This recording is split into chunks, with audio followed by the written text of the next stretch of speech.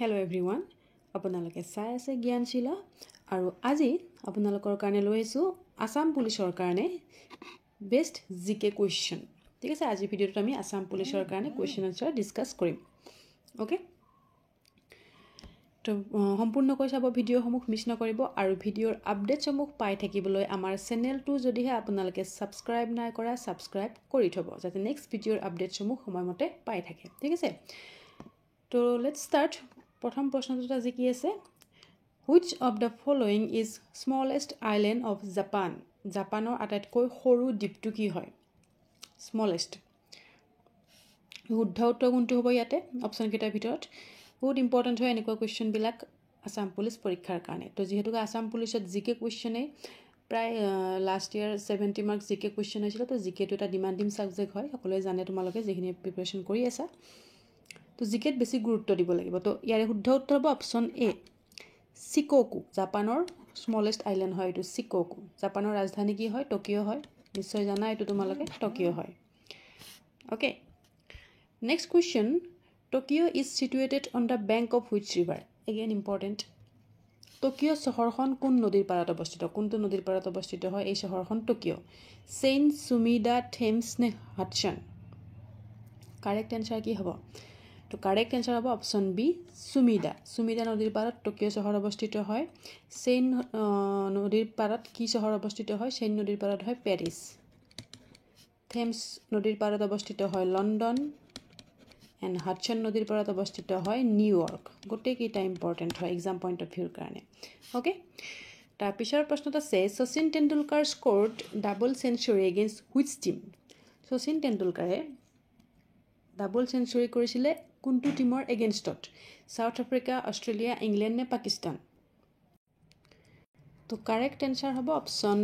এ South আফ্ৰিকাৰ এগেইনষ্টত শচীন তেণ্ডুলকাৰে ডাবল সেঞ্চুৰী কৰিছিলে কিমান চনত 2010 কত হৈছিল এখন গোৱালিয়ৰত হৈছিল এই খেলখন okay clear next question who is the current chairman of Bombay stock এক্সচেঞ্জৰ কাৰেন্ট চেয়াৰম্যান গৰাকী কোন হয় শুদ্ধ উত্তৰ কোনটো হ'ব অপশন কেইটাৰ ভিতৰত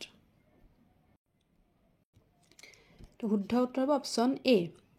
প্ৰমোদ আগৰৱাল হয় আমাৰ বম্বে ষ্টক এক্সচেঞ্জৰ কাৰেন্ট চেয়াৰম্যান গৰাকী আৰু এটো এস্টাবলিশ হৈছিল কেতিয়া 1875 ত এটো এস্টাবলিশ হৈছিল কত আছে এটো দালাল ষ্ট্ৰীট মুম্বাইৰ যেটো দালাল ষ্ট্ৰীট আছে দালাল ষ্ট্ৰীটত আছে এটো বম্বে ষ্টক এক্সচেঞ্জ দালাল ষ্ট্ৰীট এবাৰ এডিআৰ এক্সামত আহিছিল দালাল ষ্ট্ৰীট কত আছে বুলি ওকে এন্ড ইয়াৰে ফাউন্ডাৰ গৰাকী কোন আছিল ফাউন্ডাৰ গৰাকী আছিল প্ৰেমচান্দ ৰয়চান্দ হয় বম্বে ষ্টক এক্সচেঞ্জৰ ফাউন্ডাৰ আৰু এইটো হৈছে এছিয়াৰ সবাতোকৈ পুৰণি stock exchange oldest stock exchange of Asia মনত থাকিব গোটেই কিটা ইম্পৰ্টেন্ট হয় মনত ৰাখিবা next question which of the following is longest lake in India তলৰ কোনটো আমাৰ ভাৰতৰ সকলোতকৈ দীঘল হ্ৰদটো হয়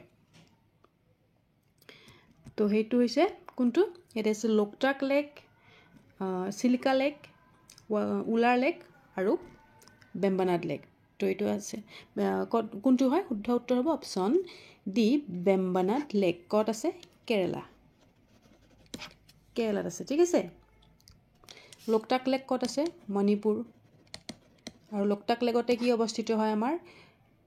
পানী একমাত্ৰ উপঙি থকা যিখন ৰাষ্ট্ৰীয় উদ্যান floating national park Keibul Lamjao national park কত আছে লোকটাক লেকত আছে চিলিকা লেক আছে উৰিষ্যাত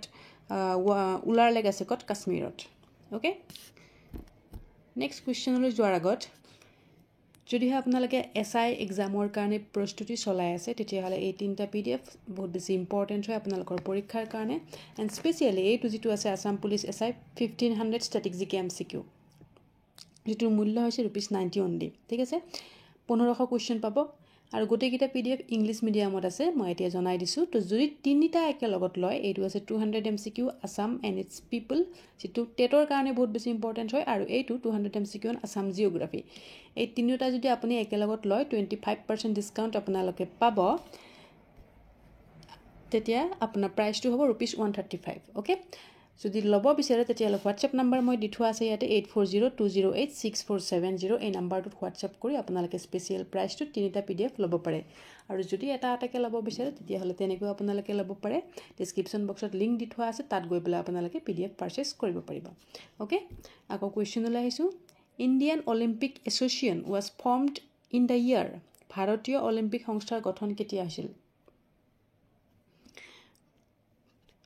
আমাৰ ইণ্ডিয়ান অলিম্পিক এছ'চিয়েশ্যনৰ কথা সুধিছে তো ইয়াত আছে 1927 1928 29 আৰু 30 তো কাৰেক্ট এনসাৰ হ'ব কি কাৰেক্ট এনসাৰ হ'ব অপশ্যন এ 1927 চনত অপশ্যন এ হ'ব 1927ত আমাৰ গঠন হৈছিল ইণ্ডিয়ান অলিম্পিক এছ'চিয়েশ্যন আৰু বৰ্তমান ইয়াৰে প্ৰেছিডেণ্ট কোন হয় বৰ্তমান প্ৰেছিডেণ্ট হৈছে আমাৰ ইয়াৰে পিটি উষা হৈছে বৰ্তমানৰ প্ৰেছিডেণ্ট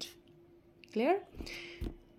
নেক্সট ফাৰ্ষ্ট পাৰা অলিম্পিক গেমছ ৱেৰ হেল্ড ইন প্ৰথম পাৰা অলিম্পিক খেল ক'ত অনুষ্ঠিত হৈছিলে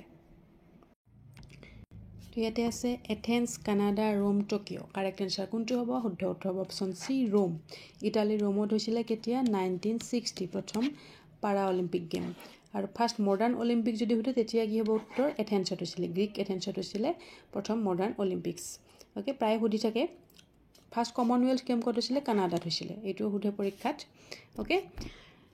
next Visvabharati is famous educational institute was founded by Visvabharati এখন এডুকেশ্যনেল ইনষ্টিটিউট হয় কোনে স্থাপন কৰিছে ৰবীন্দ্ৰনাথ টেগোৰ মহাত্মা গান্ধী মদন মোহন মালবীয় নে দাদাভাই নাৰোজী কাৰেক্ট এনসাৰ হ'ব কোনটো শুদ্ধ উত্তৰ অপশ্যন এ ৰবীন্দ্ৰনাথ টেগোৰে এখন ফাউণ্ড কৰিছিলে বিশ্বভাৰতী 1921ত ৰবীন্দ্ৰনাথ টেগোৰে নোবেল বঁটা পাইছিলে কেতিয়া 1913 চনত 1913 কোনখন পুথিৰ কাৰণে গীতাঞ্জলি পুথিখনৰ কাৰণে তেখেতে পাইছিলে নোবেল বঁটা 1913 আৰু তেখেতে হয় প্ৰথম ভাৰতীয় আমাৰ নোবেল বঁটা লাভ কৰা সাহিত্যৰ ক্ষেত্ৰত তেখেতে নোবেল বঁটা পাইছিলে এইখিনি ইম্পৰ্টেণ্ট হয় okay next question chief election commissioner is appointed by কোনে এপইণ্ট কৰে আমাৰ ভাৰতৰ মুখ্য নিৰ্বাচনী আয়ুক্তক কোনে নিযুক্তি দিয়ে chief justice president vice president নে প্ৰাইম মিনিষ্টাৰ শুদ্ধ উত্তৰ হ'ব কোনটো তো চিফ ইলেকশ্যন কমিশ্যনাৰক এপইণ্ট কৰে কোনে আমাৰ প্ৰেছিডেণ্টে ৰাষ্ট্ৰপতিয়ে নিযুক্তি দিয়ে চিফ ইলেকশ্যন কমিশ্যনাৰৰ আৰ্টিকেলটো কিমান হয় পৰীক্ষাত প্ৰায় সোধে এইটো 324 আৰ্টিকেল 324 হয় ইলেকশ্যন কমিশ্যনাৰৰ আৰ্টিকেলটো প্ৰেছিডেণ্টৰ আৰ্টিকেল কিমান হয় এইটো ইম্পৰ্টেণ্ট হয় প্ৰেছিডেণ্টৰ আৰ্টিকেল হৈছে 52 ভাইচ প্ৰেছিডেণ্টৰ হৈছে 63 গতিকে এটা ইম্পৰ্টেণ্ট মনত ৰাখিবা আৰু বৰ্তমান তোমালোকৰ কাৰণে কুৱেশ্যন এটা দিছোঁ আমাৰ কাৰেণ্ট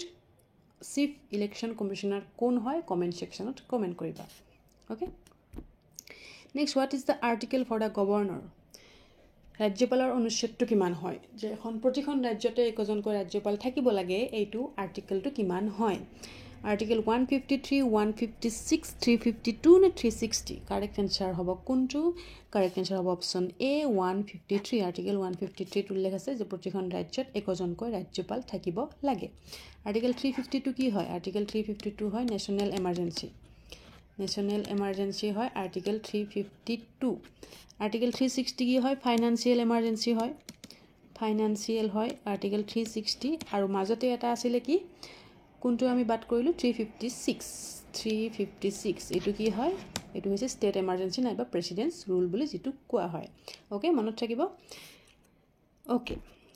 তো এইখিনি হয় আজিৰ ভিডিঅ'টোৰ কাৰণে প্ৰশ্ন উত্তৰ কেনেকুৱা পালা তোমালোকে ফিডবেকবিলাক জনাবা আৰু আমাৰ হোৱাটছএপ গ্ৰুপত যদি তোমালোকে জইন হ'ব বিচাৰা গ্ৰুপৰ লিংক ডেছক্ৰিপশ্যন বক্সত দি থোৱা আছে তাত তোমালোকে জইন হ'ব পাৰিবা গ্ৰুপটোত ওকে বহুত বেছি ইম্পৰ্টেণ্ট কুৱেশ্যন এনচাৰবিলাক তাত ডিছকাছ কৰি থাকে আমাৰ ষ্টুডেণ্টখিনিয়ে তো গ্ৰুপটোত যিসকলে জইন হ'ব বিচাৰে জইন হ'ব পাৰিবা আৰু আজি যিসকলে প্ৰথম ভিডিঅ' চাইছে যদিহে ছাবস্ক্ৰাইব নাই কৰা চেনেলটো ছাবস্ক্ৰাইব কৰিবা যাতে নেক্সট ভিডিঅ'ৰ আপডেটসমূহ তোমালোকে সময়মতে পাই থাকা So thank you so much. Till then, keep learning, keep sharing. See you soon.